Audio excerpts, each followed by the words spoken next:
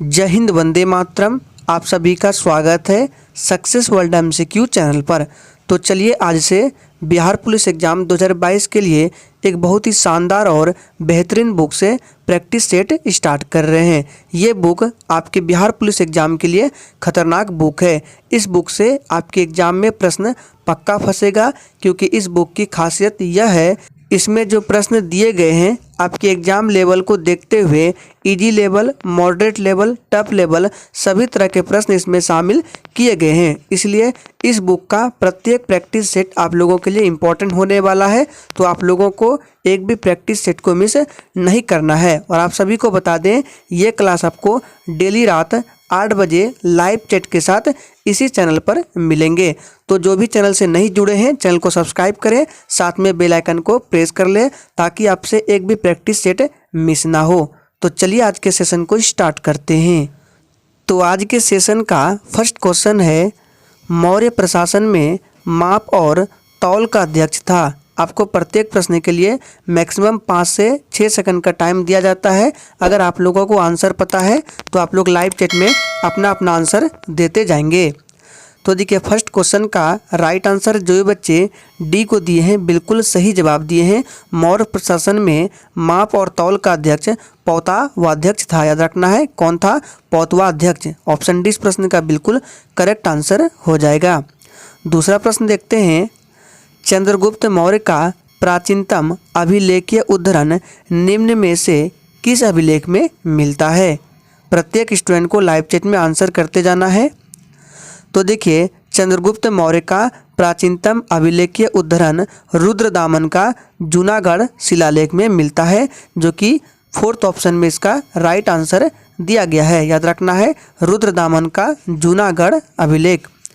तीसरे प्रश्न को देखते हैं, मौर्य काल में निम्न में कौन सी मुद्रा प्रचलन में थी? चलिए आंसर करेंगे, मोस्ट इम्पॉर्टेंट प्रश्न है। तो देखिए, मौर्य काल में कौन सी मुद्रा प्रचलन में थी? तो इसका सही जवाब है पन मुद्रा। याद रखना है, फर्स्ट ऑप्शन बिल्कुल सही जवाब हो जाएगा।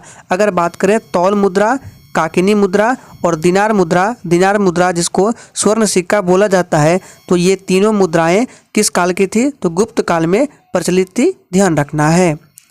चौथे प्रश्न को देखते हैं, सिंधु सभ्यता के बारे में कौन सा कथन असत्य है? सभी ऑप्शंस को देखते हैं। तो देखिए, फर्स्ट ऑप्शन है, नगरों में नालियों की सुदृढ़ व्यवस्था थी। बिल्कुल सही कथन है। व्यापार और वाणिज्य उन्नत दशा में थी। ये भी बिल्कुल सही है। मातृ देवी की उपासना की जाती थी। ये भी सही है। ऑप्शन डी में है, लोग लोहे से परिचित थे। ये बिल्कुल गलत है। तो याद रखिएगा, सिंधु सभ्यता के बारे में जो 4th ऑप्शन है, लोग लोहे से परिचित थे, ये असत्य लिखा गया है। नेक्स्ट क्वेश्चन देखते हैं, पूर्ण स्वराज की शपथ कांग्रेस के निम्न अधिवेशनों में किसमें ली गई थी? चलिए आंसर करते जाएंगे। तो देखिए, 5 का राइट आंसर अगर आपने ऑप्शन सी को दिया है तो बिल्कुल सही जवाब हो जाएगा, लाहौर अधिवेशन में। याद रखना है, भारतीय राष्ट्रीय कांग्रेस के 1929 ईस्वी में लाहौर अधिवेशन हुआ था। और इस अधिवेशन की अध्यक्षता किसने किया था? तो याद रखना है, पंडित जवाहरलाल नेहरू ने। नेक्स्ट क्वेश्चन देखते हैं, निम्नलिखित देशों में से किस एक में रेड रिवर डेल्टा है? चलिए आंसर करते जाएंगे। बहुत ही शानदार और बेहतरीन प्रश्न है। तो देखिए, इसका राइट आंसर ऑप्शन डी के साथ चला जाएगा, वियतनाम में। याद रखना है, रेड नदी चीन से निकलती है। ये जो रेड रिवर है, ये क्या है? नदी है जो कि चीन से निकलती है तथा टोंग किंग की खाड़ी में गिरती है। यह नदी वियतनाम में डेल्टा का निर्माण करती है। तो याद रखना है, 4th ऑप्शन इसका सही जवाब हो जाएगा। 7वां प्रश्न है, भारतीय राष्ट्रीय कांग्रेस ने असहयोग आंदोलन किस वर्ष प्रारंभ किया था? चलिए आंसर करते जाएंगे। तो देखिए, 7वें का राइट आंसर अगर आपने ऑप्शन सी को दिया है तो बिल्कुल सही जवाब है। जो भी बच्चे सी दे रहे हैं बिल्कुल सही है। 1920 ईस्वी में भारतीय राष्ट्रीय कांग्रेस ने असहयोग आंदोलन प्रारंभ किया था। एक पूछा जाता है कि जालियांवाला बाग हत्याकांड कहाँ हुआ था? तो पंजाब के अमृतसर में हुआ था। कब हुआ था? तो 13 अप्रैल 1919 ईस्वी को हुआ था। डेट को याद रखना है। नेक्स्ट क्वेश्चन हमारा है, निम्नलिखित में से किस एक के साथ सर्वाधिक संख्या में स्थल सीमा वाले पड़ोसी देश है। चलिए आंसर करेंगे। तो देखिए 8 का राइट आंसर क्या होगा, ऑप्शन चला जाएगा बी के साथ, रूस हो जाएगा। याद रखना है, रूस के साथ जिन देशों की सीमाएं मिलती है उनके नाम बता देते हैं। नॉर्वे हो गया, फिनलैंड हो गया, एस्टोनिया हो गया, लातविया हो गया, Lithuania, Poland, Belarus, Ukraine, Georgia, Azerbaijan, Kazakhstan, चीन, मंगोलिया और उत्तर कोरिया है। याद रखना है। नेक्स्ट क्वेश्चन देखते हैं। सूची 1 को सूची 2 के साथ सुमेलित कीजिए और सूचियों के नीचे दिए गए कूट का प्रयोग कर सही उत्तर चुनिए। तो देखिए सूची 1 में दिया गया है संगम का नाम, यहाँ देख सकते हैं विष्णु प्रयाग है, कर्ण प्रयाग है, रुद्र प्रयाग है और देव प्रयाग है। चलिए सूची 2 दिखाते हैं। यहाँ पे देखिए सूची 2 में है अलकनंदा के साथ मिलने वाली नदी दिया है भागीरथी, मंदाकिनी, पिंडर और धौली गंगा। और यहाँ पे कूट दिया गया है कि ऑप्शन ए जो है इसका राइट आंसर यहाँ पे देखिए ऑप्शन ए के साथ संबंध 1 दिया गया है, बी के साथ 2 दिया गया है, सी के साथ 3 दिया गया है और डी के साथ 4 दिया गया है। तो देखिए यहाँ पे क्वेश्चन जो है थोड़ा सा इधर टाइप है और थोड़ा सा इधर टाइप है, तो हम इसका आंसर बताते हैं। जब PDF दिया जाएगा तो आप लोग मिला लीजिएगा। तो देखिए इस प्रश्न का जो राइट आंसर होगा वो आपका ऑप्शन डी के साथ चला जाएगा। ऑप्शन डी में क्या है 4, 3, 2, 1, यानी कहने का मतलब है कि फर्स्ट ऑप्शन का राइट आंसर 4 हो जाएगा, यानी कि विष्णु प्रयाग का धौली गंगा अलकनंदा हो जाएगा। और ऑप्शन बी में क्या था, रुद्र प्रयाग था, नहीं सॉरी कर्ण प्रयाग था। तो ऑप्शन बी में कर्ण प्रयाग का हो जाएगा 3, जो कि क्या था 3 में पिंडर था। ऑप्शन सी में क्या था, रुद्र प्रयाग था, इसका मंदाकिनी हो जाएगा। ऑप्शन डी में क्या था, देव प्रयाग था, जो कि भागीरथी दिया गया है ऑप्शन ए में, यहाँ देख सकते हैं। तो आप लोग मिला लीजिएगा जब PDF मिलेगा सही से। नेक्स्ट क्वेश्चन देखते हैं। मिनी माता घटना का जो पर्यावरणीय निम्नीकरण का एक उदाहरण है, निम्नलिखित में से कौन सा एक कारण है? सोच समझ कर आंसर करना है। तो देखिए 10 का राइट आंसर क्या होगा, पर्यावरण निम्नीकरण का सर्वाधिक वृहद प्रभाव जैव विविधता पर पड़ता है। जल प्रदूषण पर्यावरणीय निम्नीकरण का एक कारण है, तो इसका राइट आंसर हो जाएगा जल प्रदूषण। याद रखना है। नेक्स्ट क्वेश्चन है, भारत के 3 सबसे बड़े चीनी उत्पादक राज्य कौन से हैं? चलिए आंसर करते जाएंगे। और फ्रेंड्स बिल्कुल इसी लेवल के प्रश्न आपके एग्जाम में भी पूछे जाएंगे और आपको प्रश्न के लेवल को देखकर भी पता चल गया होगा कि इस बुक में सारे प्रश्न इंपॉर्टेंट रखे गए हैं। तो देखिए प्रश्न 11 का राइट आंसर क्या होगा, तो इसका सही जवाब हो जाएगा उत्तर प्रदेश, महाराष्ट्र और तमिलनाडु। ये भारत के 3 सबसे बड़े चीनी उत्पादक राज्य है, ध्यान रखना है। नेक्स्ट क्वेश्चन है, मुख्य रूप से भारत में यूरेनियम पाया जाता है। चलिए आंसर करेंगे। तो देखिए भारत में यूरेनियम मुख्य रूप से जादूगोड़ा जो कि झारखंड में है पाया जाता है, जबकि थोरियम की बात करें तो केरल में पाया जाता है। तो यहाँ पर यूरेनियम पूछा जा रहा है, इसका सही जवाब क्या हो जाएगा, तो झारखंड में। अगर आपसे पूछता यूरेनियम की जगह आपसे पूछता कि थोरियम सबसे अधिक कहाँ पाया जाता है, तो केरल में, दोनों को ध्यान रखना है। नेक्स्ट है, पश्चिमी यूरोपीय प्रदेश में मुख्यतः चलती है। चलिए आंसर करेंगे। तो देखिए पश्चिमी यूरोपीय प्रदेश में मुख्यतः कौन सी हवा चलती है, तो याद रखना है पछुआ हवा। ऑप्शन ए इस प्रश्न का बिल्कुल सही जवाब हो जाएगा। नेक्स्ट क्वेश्चन है, राज्य की उत्पत्ति के प्रीति प्रधान सिद्धांत का समर्थन कौन करता है? तो देखिए 14 का राइट आंसर हो जाएगा ऑप्शन बी हो जाएगा हेनरी मैन। याद रखना है राज्य की उत्पत्ति के प्रीति प्रधान सिद्धांत का समर्थन कौन करता है, तो हेनरी मैन करता है। याद रखना है। 15 नंबर में है, संप्रभुता मूलतः संकट का सिद्धांत था, यह मत किसने प्रतिपादित किया? चलिए आंसर करेंगे। तो देखिए 15 का राइट आंसर क्या होगा, तो इसका सही जवाब हो जाएगा ऑप्शन बी के साथ चला जाएगा, ये प्रतिपादित किया H.J. लॉस्की। सेकंड ऑप्शन इस प्रश्न का बिल्कुल सही जवाब है। नेक्स्ट क्वेश्चन देखते हैं। 16 नंबर में यहाँ से है, निम्नलिखित में से किसके द्वारा स्वतंत्रता को सकारात्मक अवधारणा का प्रतिपादन किया गया? चलिए आंसर करते जाएंगे। तो देखिए 16 नंबर का राइट आंसर ऑप्शन ए के साथ चला जाएगा। याद रखना है J.S. मिल। फर्स्ट ऑप्शन इस प्रश्न का बिल्कुल सही जवाब हो जाएगा। नेक्स्ट क्वेश्चन है, निम्नलिखित में से कौन सा एक आध्यात्मक सरकार का लक्षण है? चलिए आंसर करेंगे। तो देखिए प्रश्न 17 का राइट आंसर क्या होगा? तो याद रखिएगा इसका सही जवाब है फर्स्ट ऑप्शन, संविधान की कठोरता। याद रखना है, संविधान की कठोरता एक आध्यात्मक सरकार का लक्षण है, ध्यान रखना है। नेक्स्ट क्वेश्चन देखते हैं। लोकसभा का कोई सदस्य सदन का सदस्य बने रहने से निरहित नहीं हो जाता यदि वह सदस्य, चलिए सभी ऑप्शंस को देखते हैं सही से। तो देखिए ऑप्शन ए में है जिस राजनीतिक दल से निर्वाचित होकर आया था या आई थी उससे स्वैच्छिक रूप से अपनी सदस्यता छोड़ देता है या देती है। नेक्स्ट देखते हैं ऑप्शन है जिस राजनीतिक दल से सदन में निर्वाचित हुआ था या हुई थी उससे निष्कासित कर दिया या दी गई हो। तो देखिए इसका सेकंड आंसर सही हो जाएगा। 52वें संविधान संशोधन जो कि 1985 ईस्वी के द्वारा में हुआ था, इसके द्वारा सांसदों एवं विधायकों के लिए दल परिवर्तन के आधार पर निर्भरता के बारे में प्रावधान किया गया है। नेक्स्ट क्वेश्चन देखते हैं। भारतीय संविधान के अनुसार संसद की बैठक एक साल में कम से कम कितनी बार होनी चाहिए? चलिए आंसर करेंगे। तो देखिए भारतीय संविधान के अनुसार संसद की बैठक एक साल में कम से कम 2 बार होनी चाहिए। सेकंड ऑप्शन बिल्कुल सही जवाब हो जाएगा। नेक्स्ट है राष्ट्रीय ग्रामीण रोजगार गारंटी कार्यक्रम प्रारंभ हुआ। तो देखिए राष्ट्रीय ग्रामीण रोजगार गारंटी कार्यक्रम जो है ये फरवरी 2006 में चालू हुआ था। ऑप्शन ए बिल्कुल सही जवाब है। नेक्स्ट है व्यय योग्य आय बराबर है। तो देखिए व्यय योग्य आय बराबर होता है वैयक्तिक आय माइनस वैयक्तिक प्रत्यक्ष कर होता है व्यय योग्य बराबर, ध्यान रखना है। चलिए आगे बढ़ते हैं। 22 नंबर प्रश्न यहाँ से है रिकॉर्डों के अनुसार उपज की कीमत बढ़ने से भूमि की कीमत अर्थात लगान क्या होता है? देखिए प्रश्न थोड़े से टफ लेवल के हैं लेकिन यकीन मानिए इसी तरह के प्रश्न आपके एग्जाम में पूछे जाते हैं। तो देखिए 22 नंबर का राइट आंसर होगा बढ़ जाता है। रिकॉर्डों के अनुसार उपज की कीमत बढ़ने से भूमि की कीमत बढ़ जाता है, ध्यान रखना है। नेक्स्ट क्वेश्चन देखते हैं।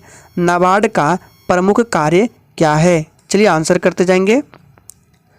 तो देखिए नाबार्ड का प्रमुख कार्य होता है ग्रामीण क्षेत्र के विकास के लिए व्यापारिक बैंकों तथा क्षेत्रीय ग्रामीण बैंकों को ऋण प्रदान करना, ये नाबार्ड का प्रमुख कार्य है। याद रखेंगे और आप लोग कमेंट करके बताएंगे कि नाबार्ड का फुल फॉर्म क्या होता है और इसकी स्थापना कब होती है।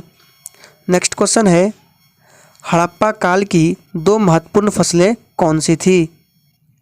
तो देखिए हड़प्पा काल की 2 महत्वपूर्ण फसलें गेहूं और जौ थी, जो कि ऑप्शन ए में दिया गया है, याद रखना है। नेक्स्ट है निम्नलिखित में से किसने मगध की राजधानी वैशाली को बनाया? चलिए आंसर करेंगे। आपको बताना है मगध की राजधानी वैशाली किसने बनाया। तो देखिए इस प्रश्न का सही जवाब है ऑप्शन बी शिशुनाग ने। याद रखना है ऑप्शन बी बिल्कुल सही जवाब है। शिशुनाग ने वैशाली को मगध की राजधानी बनाया। इसकी सबसे बड़ी सफलता अवंती राज्य को जीतकर उसे मगध साम्राज्य में मिलाना था, ध्यान रखना है। नेक्स्ट क्वेश्चन है नील आंदोलन कहाँ हुआ था? तो देखिए नील आंदोलन जो है ये हुआ था बंगाल में। सेकंड ऑप्शन इसका सही जवाब हो जाएगा। नील आंदोलन बंगाल में हुआ था। नेक्स्ट क्वेश्चन देखते हैं करो या मरो का नारा किस आंदोलन में दिया गया? तो देखिए करो या मरो का नारा जो है ये किस आंदोलन में दिया गया था? तो ये नारा महात्मा गांधी के द्वारा दिया गया था, किसमें? भारत छोड़ो आंदोलन में। सी ऑप्शन बिल्कुल सही जवाब हो जाएगा। भारत छोड़ो आंदोलन कब हुआ था? तो याद रखना है 1942 ईस्वी में। नेक्स्ट है कैस्पियन सागर या कैस्पियन झील अवस्थित है? चलिए आंसर करेंगे। तो देखिए कैस्पियन सागर एशिया के कजाकिस्तान, तुर्कमेनिस्तान एवं ईरान में आता है तथा यूरोप के अजरबैजान एवं रूस से लगा है। अतः एशिया एवं यूरोप दोनों में आता है, जो कि राइट आंसर डी में नहीं दिया गया है। फिर भी इसका राइट आंसर डी होगा, क्योंकि देखिए यहाँ पे क्या लिखा गया है, कुछ यूरोप में और कुछ यूरोप में। तो यहाँ पर एक को क्या कर लेंगे, एशिया कर लेंगे। तो कुछ यूरोप में आता है और कुछ एशिया के हिस्से में आता है। नेक्स्ट है निम्नलिखित कथनों पर विचार कीजिए। देखिए सभी कथन को सही से पढ़ लीजिए। यहाँ पे देखिए ऑप्शन में दिया गया है कि उपयुक्त कथनों में कौन सा सही है। तो देखिए 29 का राइट आंसर डी के साथ चला जाएगा। कथन 1, 2 एवं 3 सही है, यानी कि तीनों कथन सही दिया गया है। नेक्स्ट है, भारत के निम्नलिखित राज्यों में से किसमें अधिकतम वनाच्छादित क्षेत्र है, यानी कि पूछा जा रहा है कि भारत के किस राज्य में सबसे अधिक वन क्षेत्र है। तो देखिए ऑप्शन दिखाते हैं यहाँ पे ऑप्शन देख सकते हैं। आंध्र प्रदेश है, असम है, गुजरात है और तमिलनाडु है। तो देखिए इसका सही जवाब हो जाएगा सबसे अधिक है आंध्र प्रदेश में, याद रखना है। फर्स्ट ऑप्शन सही जवाब हो जाएगा। आंध्र प्रदेश में 63,814 वर्ग किलोमीटर है। अगर असम की बात करें तो असम में 30,708 वर्ग किलोमीटर के क्षेत्र में फैला हुआ है। गुजरात की बात करें तो 19,393 वर्ग किलोमीटर और तमिलनाडु में 22,628 वर्ग किलोमीटर के क्षेत्र में फैला है। तो इसका राइट आंसर आंध्र प्रदेश हो जाएगा। चलिए आगे देखते हैं। स्वतंत्रता उस कार्य को करने अथवा उपभोग करने की सकारात्मक शक्ति या क्षमता है जो करने अथवा उपभोग करने के योग्य है। यह किसने कहा है? तो देखिए ये जो स्टेटमेंट है ये ग्रीन के द्वारा कहा गया है। ऑप्शन डी बिल्कुल सही जवाब है। नेक्स्ट है, राज्य की उत्पत्ति का सर्वाधिक स्वीकार्य सिद्धांत क्या है? तो देखिए 32 का राइट आंसर ऑप्शन सी हो जाएगा। राज्य की उत्पत्ति का सर्वाधिक स्वीकार्य सिद्धांत है विकासवादी सिद्धांत। नेक्स्ट है, निम्नलिखित में से कौन सी सरकार सामूहिक उत्तरदायित्व के सिद्धांत पर कार्य करती है? तो देखिए इस प्रश्न का सही जवाब हो जाएगा ऑप्शन ए हो जाएगा संसदात्मक, याद रखना है। नेक्स्ट क्वेश्चन है, लोकसभा द्वारा पारित किसी धन विधेयक को राज्यसभा द्वारा कितने सप्ताहों तक रोक कर रखा जा सकता है? तो देखिए भारतीय संविधान के आर्टिकल 110 में धन विधेयक की परिभाषा दी गई है। तो देखिए 34 का राइट आंसर ऑप्शन चला जाएगा 2, याद रखना है। 2 सप्ताहों तक रोक कर रखा जा सकता है। नेक्स्ट है, जब मांग की रेखा सदैव आधार रेखा के समांतर रहती है तो ऐसी स्थिति में मांग की लोच क्या होगी? तो देखिए इसका सही जवाब हो जाएगा ऑप्शन बी अनंत। नेक्स्ट है, प्रथम बार किस अर्थशास्त्री ने व्यष्टि एवं समष्टि अर्थशास्त्र जैसे पदों का प्रयोग किया? तो देखिए इसका सही जवाब हो जाएगा ऑप्शन बी हो जाएगा रेगनर फ्रिश ने किया था। नेक्स्ट क्वेश्चन है, अन्य बातें समान रहने पर वितरण के सीमांत उत्पादकता सिद्धांत के अनुसार रोजगार बढ़ाने के लिए हमें क्या करना होगा? तो देखिए इसका सही जवाब हो जाएगा मजदूरी घटानी होगी। ऑप्शन बी बिल्कुल सही जवाब हो जाएगा। नेक्स्ट क्वेश्चन हमारा है, भारत में योजनाबद्ध अर्थव्यवस्था किस पद्धति पर आधारित है? तो देखिए भारत में योजनाबद्ध अर्थव्यवस्था जो है ये समाजवादी व्यवस्था पर आधारित है। ऑप्शन डी बिल्कुल सही जवाब है। नेक्स्ट क्वेश्चन है, देश का केंद्रीय बैंक ऋण देता है देश की जनता को। चलिए ऑप्शन दिखाते हैं। यहाँ पे देख सकते हैं ऑप्शन बी में है प्राथमिक कृषि सहकारी साख समितियों को, वाणिज्यिक बैंकों को या उपर्युक्त सभी को। तो देखिए इसका राइट आंसर ऑप्शन सी हो जाएगा वाणिज्यिक बैंकों को। देश के केंद्रीय बैंक जो है ये वाणिज्यिक बैंकों को क्या करता है? ऋण देता है। ऑप्शन सी इस प्रश्न का बिल्कुल सही जवाब हो जाएगा। नेक्स्ट है, जब राजकोषीय घाटे में से ब्याज भुगतान को घटा दिया जाए तो अवशेष को जाना जाता है। तो देखिए इसका सही जवाब हो जाएगा कि जब राजकोषीय घाटे में से ब्याज भुगतान को घटाया जाता है तो अवशेष को जाना जाता है प्राथमिक घाटे के रूप में। ऑप्शन बी बिल्कुल सही जवाब है। नेक्स्ट क्वेश्चन देखते हैं, कार्बन मोनोऑक्साइड मनुष्य के लिए हानिकारक है क्योंकि इसका रीजन बताना है। चलिए आंसर करेंगे। तो देखिए कार्बन मोनोऑक्साइड मनुष्य के लिए हानिकारक है। इसका रीजन है ऑक्सीजन की तुलना में हीमोग्लोबिन से ज़्यादा लगाव होता है। ऑप्शन सी इस प्रश्न का बिल्कुल सही जवाब हो जाएगा। याद रखना है कार्बन मोनोऑक्साइड मनुष्य के रक्त में ऑक्सीजन की अपेक्षा 210 गुना ज़्यादा घुलनशील होता है। परिणाम स्वरूप यह ऑक्सीजन से अत्यधिक हानिकारक होते हैं। नेक्स्ट क्वेश्चन है, हरित लवक की झिल्ली होती है। चलिए आंसर करेंगे। हरित लवक की झिल्ली कैसी होती है? तो देखिए हरित लवक की झिल्ली जो है ये द्विपर्तीय होती है। ऑप्शन 20 प्रश्न का बिल्कुल सही जवाब हो जाएगा। नेक्स्ट क्वेश्चन है, किसका श्वसन गुणांक 1 से कम नहीं होता है? तो देखिए इसका सही जवाब क्या हो जाएगा? ऑप्शन ए हो जाएगा कार्बोहाइड्रेट्स। याद रखना है श्वसन गुणांक किसका 1 से कम नहीं होता है, तो कार्बोहाइड्रेट्स का ध्यान रखना है। चलिए आगे देखते हैं। नेक्स्ट क्वेश्चन है, लाइकेन एक अच्छे सूचक है। चलिए आंसर करेंगे। तो देखिए लाइकेन जो है ये वायु प्रदूषण के एक अच्छे सूचक है। ऑप्शन बी बिल्कुल सही जवाब हो जाएगा। लाइकेन वायु प्रदूषण के अच्छे सूचक है। सल्फर डाइऑक्साइड की अधिकता में इनकी मृत्यु हो जाती है।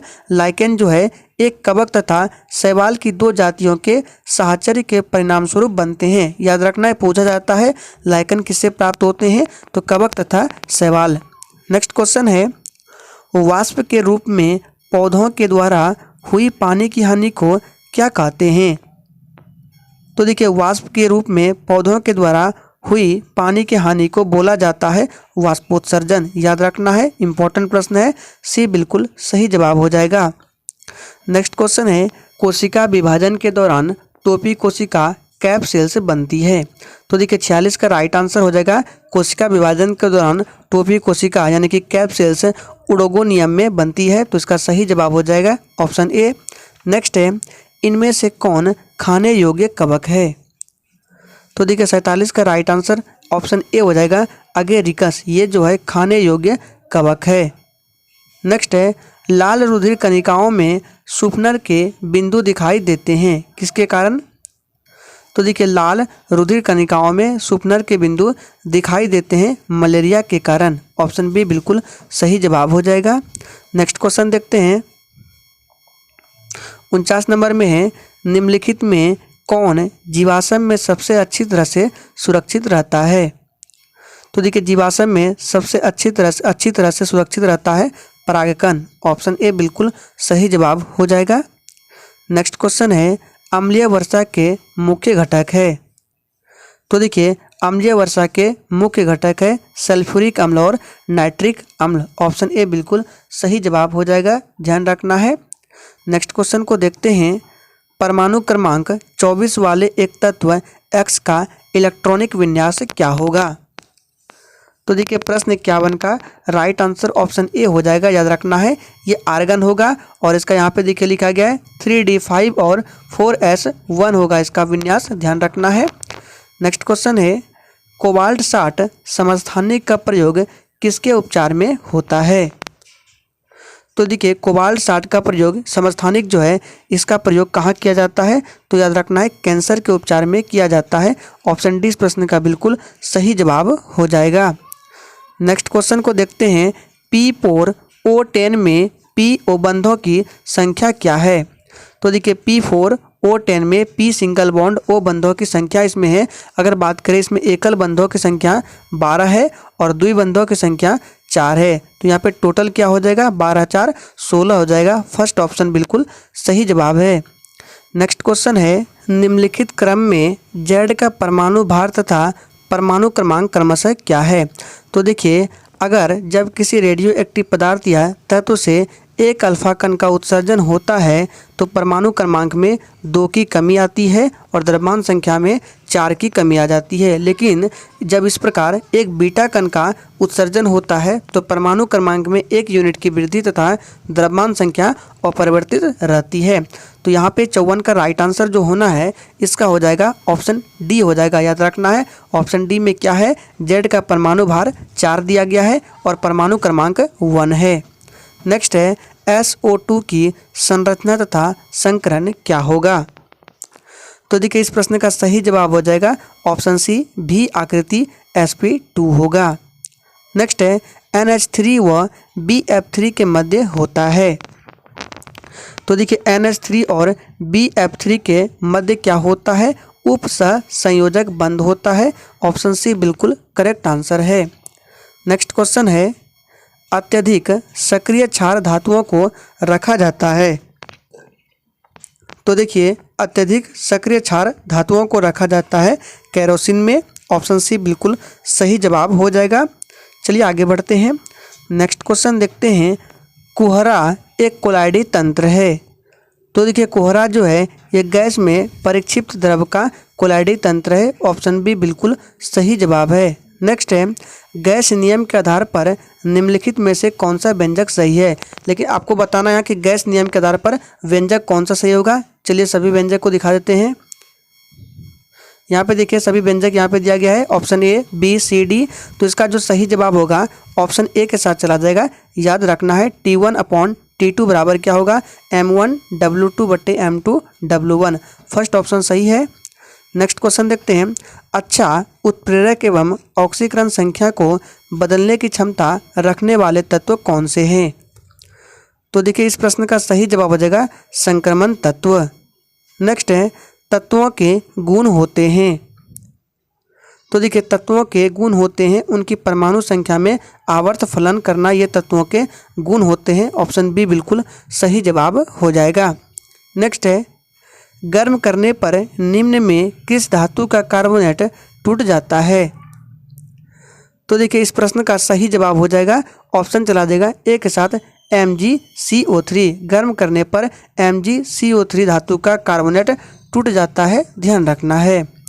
नेक्स्ट क्वेश्चन है, एक भारी द्रव्यमान एक पतले तार से जोड़ दिया जाता है और एक ऊर्ध्वाधर वृत्त में घुमाया जाता है। तार के टूटने की सबसे अधिक संभावना होगी। यहाँ पे देख सकते हैं सभी ऑप्शन। तो देखिए तार के टूटने की सबसे अधिक संभावना होगी जब द्रव्यमान वृत्त के सबसे नीचे बिंदु पर होगा। ऑप्शन बी बिल्कुल सही जवाब है। नेक्स्ट क्वेश्चन है, किस दशा में स्थितिज ऊर्जा घटती है। तो देखिए जल में वायु के बुलबुले के ऊपर उठने पर क्या होता है, इस दशा में स्थितिज ऊर्जा घटती है। ऑप्शन डी बिल्कुल सही जवाब हो जाएगा। नेक्स्ट क्वेश्चन देखते हैं, पृथ्वी व चंद्रमा के द्रव्यमान व त्रिज्या क्रमशः M1r1 M2r2 है। ठीक है, ये द्रव्यमान है और ये त्रिज्या है। उनके केंद्रों के बीच की दूरी d दिया गया है। उनके बीच मध्य बिंदु M द्रव्यमान के कण को किस न्यूनतम वेग से प्रक्षेपित करना चाहिए जिसे वह अनंत पर पहुंच जाएगा। देख सकते हैं कितने टफ लेवल का प्रश्न पूछा गया है। तो इसका आंसर हम बता देते हैं, इसका आंसर हो जाएगा फर्स्ट ऑप्शन हो जाएगा इसका करेक्ट आंसर। चलिए आगे देखते हैं।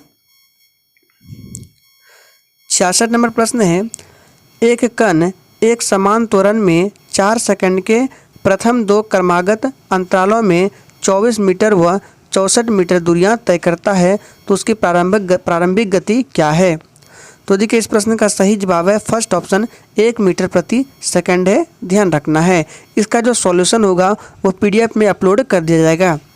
नेक्स्ट क्वेश्चन है, एक ही पदार्थ के 2 तारों की लंबाइयों का अनुपात दिया गया है 1:2 है तथा उनकी त्रिज्याओं का अनुपात 1:√2 है। यदि उन्हें समान बल लगाकर खींचा जाए तो उनकी लंबाइयों में वृद्धि का अनुपात क्या होगा।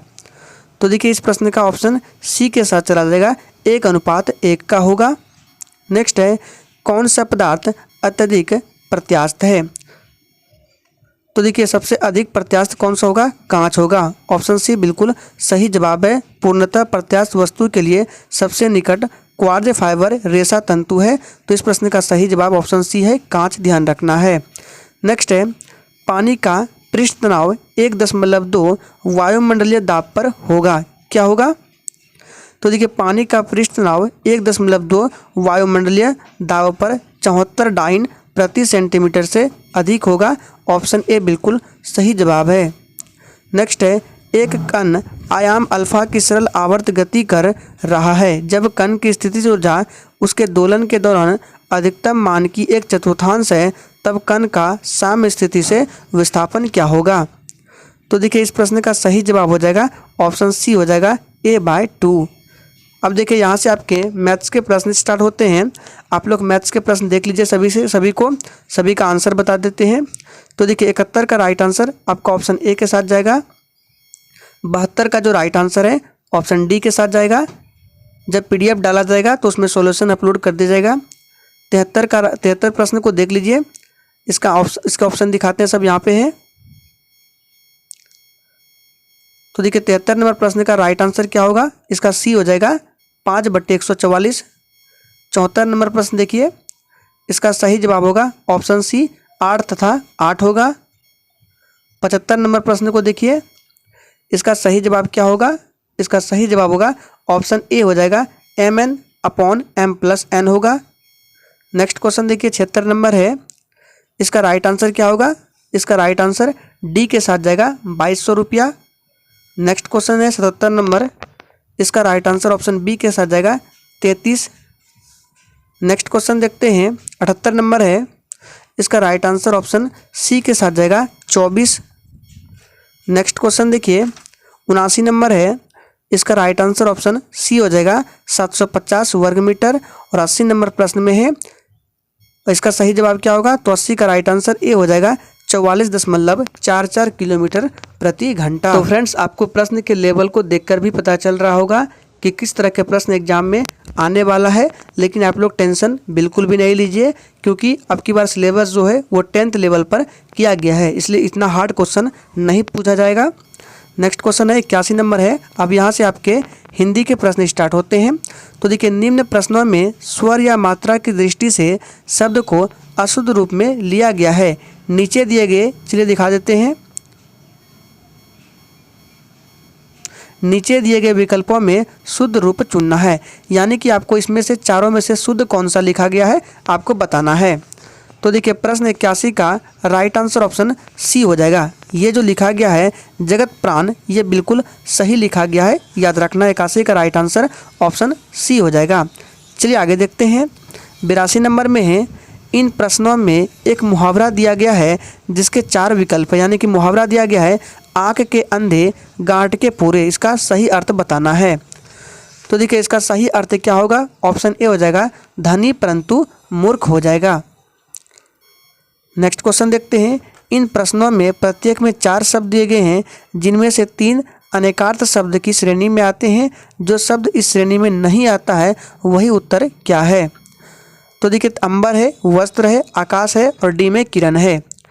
तो देखिए, अंबर, वस्त्र तथा आकाश अनेकार्थी शब्द है। किरण अन्य विकल्पों से भिन्न है, तो इसका सही जवाब हो जाएगा ऑप्शन डी हो जाएगा किरण। बाकी अंबर, वस्त्र, आकाश ये सब एक ही है।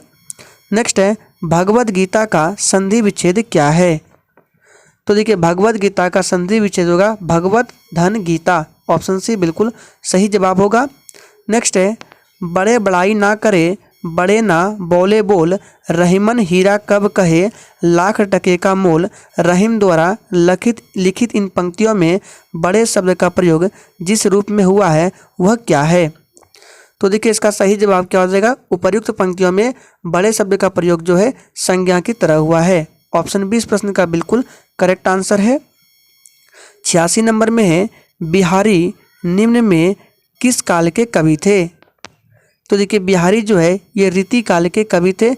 ऑप्शन सी इस प्रश्न का बिल्कुल सही जवाब हो जाएगा। नेक्स्ट है, नमक का दरोगा कहानी के लेखक कौन है? तो देखिए, नमक का दरोगा कहानी के लेखक प्रेमचंद है। ऑप्शन बी इस प्रश्न का बिल्कुल सही जवाब हो जाएगा, ध्यान रखना है, मुंशी प्रेमचंद। नेक्स्ट है, निम्न में से क्रिया विशेषण कौन है? तो देखिए, इसमें से क्रिया विशेषण होगा वह धीरे से बोलता है, ये क्रिया विशेषण है, याद रखना है। ऑप्शन ए इस प्रश्न का बिल्कुल करेक्ट आंसर हो जाएगा। नेक्स्ट है, व्याकरण की दृष्टि से प्रेम शब्द क्या है? तो देखिए, व्याकरण की दृष्टि से प्रेम शब्द जो है ये भाववाचक संज्ञा है। ऑप्शन बी बिल्कुल सही जवाब है।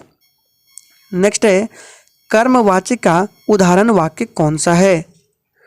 तो देखिए, धावकों से दौड़ा नहीं गया, वाक्य में कर्मवाच्य है। कर्मवाच्य में मुख्य बिंदु कर्म होता है। इसका राइट आंसर ऑप्शन बी होगा धावकों से दौड़ा नहीं गया। चलिए आगे देखते 91 नंबर प्रश्न से। अब देखिए, यहाँ से आपके इंग्लिश के प्रश्न स्टार्ट होते हैं, जो कि आपको 10 प्रश्न मिलने वाले हैं। तो 4 alternative ways of converting the direct speech into indirect speech. यानी कि दिया गया वाक्य जो है ये डायरेक्ट स्पीच में दिया गया है, आपको इनडायरेक्ट स्पीच में बदलना है। ये जो वाक्य है डायरेक्ट नरेशन का इम्परेटिव सेंटेंस है, और रूल है कि रिपोर्टिंग वर्ब का जो सेंस है उसके अनुसार वारंट का प्रयोग होगा, ऑर्डर का होगा या रिक्वेस्ट आदि का प्रयोग किया जाता है। और इन्वर्टेड कॉमाज को किस में बदला जाता है? अगर आप लोगों ने नरेशन पढ़ा होगा तो आप लोग जानते होंगे इन्वर्टेड कॉमाज को टू में बदला जाता है।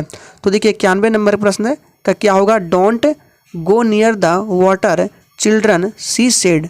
तो इसका जो क्या होगा इनडायरेक्ट में, तो 91 का राइट आंसर देख सकते हैं यहाँ पे क्या होगा, see warn the children not go near the water. ये इसका सही जवाब हो जाएगा, ऑप्शन डी हो जाएगा। 92 नंबर में है identify the correct form of verb या phrase out of the given choice so as to complete following sentence. यहाँ पे सेंटेंस दिया गया है the boss wanted to know done the job.